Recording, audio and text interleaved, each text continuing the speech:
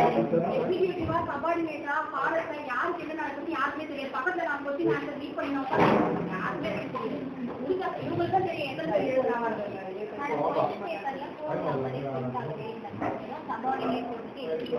அந்த ஆளை நாங்கள் இன்னும் எல்லாரும் எக்ஸிக்யூட்டிவ் ஆனால் எல்லாருமே சபார்டினேட் நாங்கள் கேட்டோம் எழுந்து ஏன் இது சபார்டினேஷன் எல்லாருமே கேட்டது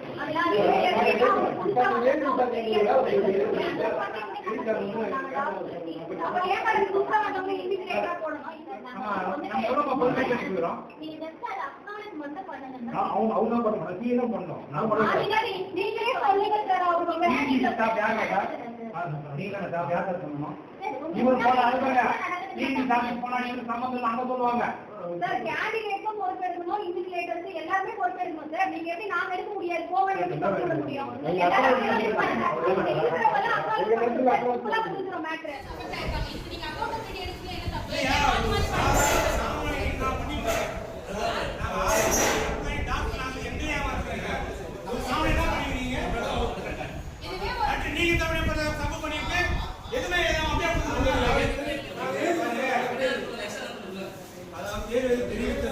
அந்த கொஸ்டின் தான் கொடுக்கப்பட்டு அதான் சொல்லிருக்காங்க. அதான் ஏது நீங்க அதை ஏதாம நீங்க பண்ண தப்பு சொல்லிருக்கீங்க. உங்ககிட்ட வந்து சொல்ல அந்த அம்மா சொல்ல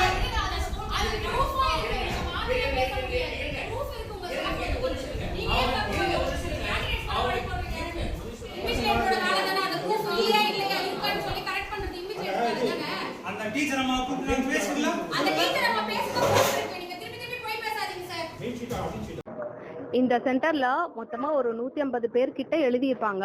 இதுல என்ன ஆயிடுச்சுன்னா மொதல் செட் 7 ரூம்க்கு இல்ல கொஸ்டின் பேப்பரை அடுத்த 7 ரூம்ல இருக்கிற கொஸ்டின் பேப்பருக்கு ரெண்டுத்துக்குமே மாத்தி கொடுத்துட்டாங்க. சரிங்களா? ஸோ கொஸ்டின் பேப்பர் கோடு வந்து மாறிடுச்சு. 137ங்கிற கோடு கொஸ்டின் பேப்பர் வந்து 152ங்கிறவங்களுக்கும் 152ங்கிற கோடு கொஸ்டின் பேப்பர் வந்து 137 அப்படிங்கிறவங்களுக்கும் மாத்தி கொடுத்துட்டாங்க. ஸோ இப்போ என்ன ஆகும் அப்படின்னா ஒரு கீ ஆன்சரை வச்சு தான் இதை கரெக்ஷன் பண்ண போறாங்க. அப்படி கரெக்ஷன் பண்ணும்போது எங்களுக்கு அது வந்து மாறி கம்ப்ளீட்டா தப்புன்னு வரும். ஸோ இந்த சென்டர்ல எல்லாருமே வந்து ஃபெயில் ஆயிடுவாங்க. ஸோ இதுக்காக தான் நாங்க வந்து இங்க நின்று போராடிட்டு இருக்கோம். இந்த தேர்வு எதுக்காக நடக்குது? நீங்க எந்த துறையில இருக்கீங்க? இந்த தேர்வு எழுதுறீங்க? நான் வந்து எஜுகேஷன் டிபார்ட்மெண்ட்ல இருக்கேன், ஆசிரியரா இருக்கேன். இது எதுக்காகனா ப்ரொமோஷனுக்காக எழுதுறோம். இப்ப இங்க வந்து உங்க எல்லாருமே ப்ரொமோஷனுக்காக இந்த எக்ஸாம் எழுதிட்டு இருக்கோம்.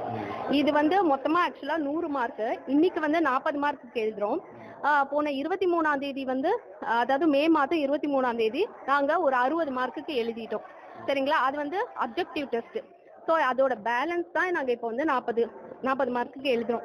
இப்போ எங்களுக்கு என்ன ஆகும்னா இதில் ஃபெயிலு அப்படின்னு வந்துச்சுன்னா 2 எக்ஸாமுமே எங்களுக்கு பாதிக்கப்படும். இப்போ நாங்கள் அதாவது ஒரே சென்டர் கூட இல்லை, இது வந்து 60 மார்க்குக்கு வந்து வேற சென்டர்லையும் 40 மார்க்கு வேற சென்டர்லேருந்தும் எழுதுறோம். அதாவது 40 மார்க்கு வேற சென்டரில் எழுதுறோம். இப்போ எனக்கு எப்படின்னா நான் கிட்டத்தட்ட 50 கிலோமீட்டர் ட்ராவல் பண்ணி தான் இந்த எக்ஸாம் எழுதுறேன். சரிங்களா?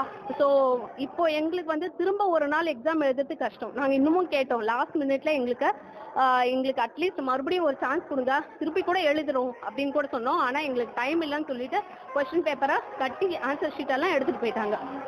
ஸோ இது எங்களோட ப்ராப்ளம். இப்போ இது இந்த சென்டரோட தப்புங்க. கொஸ்டின் பேப்பர் மாற்றி கொடுத்துருக்க கூடாது. எங்களால் செக்கும் பண்ண முடியாது. அதாவது எங்க ரூம்ல இருந்து ஒருத்தங்க டவுட்ல கேட்டாங்க கொஸ்டின் பேப்பர் வேற மாதிரி இருக்கே அப்படின்னா அங்க இன்விஜிலேட்டர் சொன்னாங்க எல்லாருக்கும் இதே கொஸ்டின் பேப்பர் தான் மேடம்ட்டாங்க. எங்களுக்கு இருக்கிறது ஒரு மணி நேரம் தான். அந்த 1 மணி நேரத்துல நாங்க எப்படி எழுதுறோமோ அதுல வச்சுதான் பாஸ். ஸோ இதுக்கப்புறம் எங்களால் ஆர்கியூ பண்ண முடியல, கடகடன்னு எழுதிட்டோம். வெளியே வந்து நாங்க செக் பண்ண போய் தான் வேற சென்டருக்கு ஃபோன் பண்ணி அங்க இருக்கிறவங்களுக்கு கால் பண்ணும்போது தான் கொஸ்டின் பேப்பர் கம்ப்ளீட்டா மாறி இருக்குதுங்கிறதே எங்களுக்கு தெரிய வந்தது. ஸோ அதனால தான் நின்று நாங்க கேட்டுட்டு இருக்கோம்.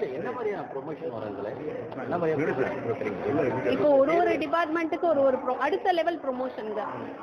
இப்போ ஒரு டீச்சர்னா அவங்களுக்கு வந்து ஒரு தலைமை ஆசிரியர் அப்படிங்கிற ஒரு ப்ரொமோஷன் கிடைக்கும். ஸோ ஒரு டிபார்ட்மெண்ட்டுக்கு ஒரு நெக்ஸ்ட் லெவல் ப்ரொமோஷனுக்காக எழுதுவோம். என்னோட நேம் சுமதிங்க. நாங்கள் வந்து இந்த தேர்வு வந்து துறை தேர்வு. இது எங்களுடைய ப்ரொமோஷன் பதவி உயர்வுக்காக நாங்கள் எழுதுகிற ஒரு தேர்வாக இருக்குது.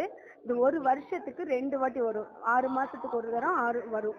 அதில் நாங்கள் டிஸ்கிரிப்டிவ் ஒரு பேப்பரும் எம்சிக்யூஸ்ன்னு சொல்கிறேன், அந்த கொள்குறி வினாக்கள் அப்படின்னு சொல்கிறேன், அந்த ஒரு டைப்பும் வரும். அது வந்து ஏற்கனவே நாங்கள் எழுதிட்டோம். அது 60 மார்க்குக்கு எழுதிட்டோம், 40 மார்க்குக்கு இப்போ எழுதுறோம். இப்படி எழுதும்போது Shri Lakshmi higher secondary school திருவள்ளூரில் இருக்கிற இந்த ஸ்கூலில் கொஷின் பேப்பர்ஸ் மாற்றி கொடுத்துட்டாங்க. ரூம் நம்பர் 1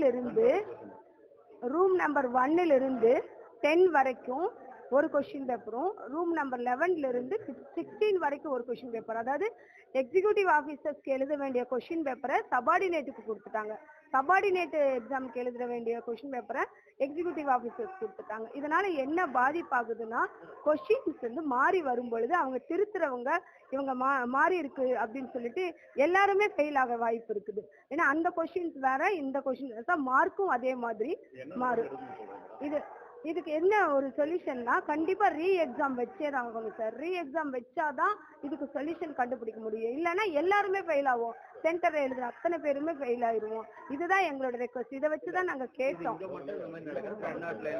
தமிழ்நாட்டுல எல்லா இடத்துலயுமே இந்த எக்ஸாம்ஸ் நடந்துட்டு இருக்குது. குளறுபடி தெரியல, குளறுபடி இந்த இதுல மட்டும்தான் நடந்திருக்குது. நாங்க இன்விஜிலேட்டர்ஸ் கேட்டோம், இந்த மாதிரி கொஸ்டின் பேப்பர்ஸ் இதாக இருக்குன்னா அது எங்களுக்கு வந்ததே இதுதான் மேடம் வந்துச்சு, கொஞ்சம் பேப்பர் இப்படி வந்தது, கொஞ்சம் இது வந்துச்சு, நாங்கள் வந்ததை கொடுத்துட்டோன்றாங்க. வந்தது கொடுத்தானா என்ன அர்த்தம்னு தெரியல. அதனால எல்லாருமே அதை தான் எழுதினோம். எழுதினதுக்கு அப்புறம் வந்து பார்க்கும் பொழுதுதான் அந்த டிஃப்ரென்ஸே எங்களுக்கு தெரிஞ்சது. நாங்கள் ஒருத்தருக்கு ஒருத்தர் டிஸ்கஸ் பண்ணி இப்போ கேட்குறோம்.